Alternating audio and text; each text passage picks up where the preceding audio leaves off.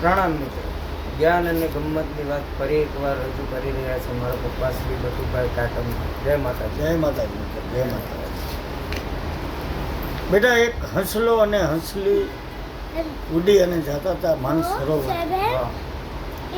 એમાં રસ્તામાં એને થાક લાગ્યો એટલે હંસલીએ હંસલાને કીધું કે હાલો ને આપણે આ ઝાડવાની પાસે બેહી ઘડીક વાર ઝાડવા ઉપર.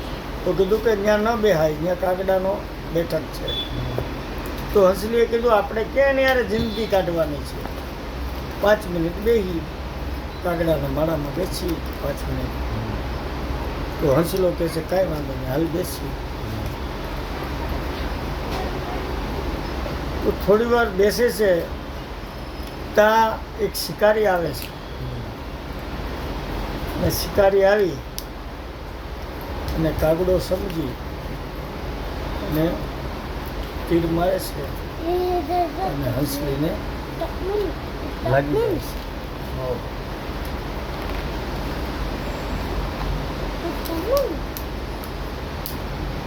એમાં કાગડો છે ને બેટા ચતુર હોય,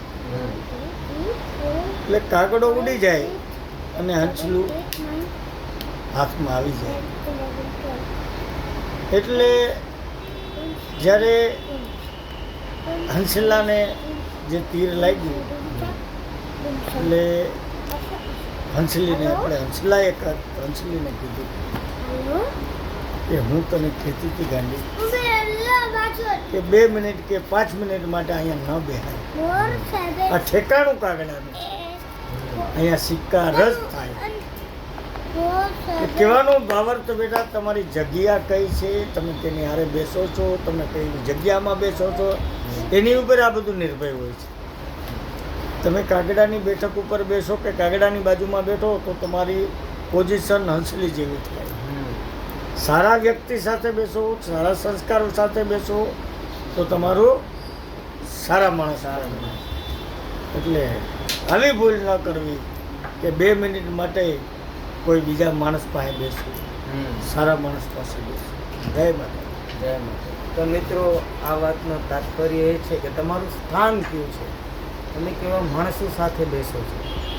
તો પ્લીઝ જય માતાજી. ચેનલને લાઈક કરો, શેર કરો, સબસ્ક્રાઈબ કરો. પ્રણામ મિત્રો, પ્રણામ.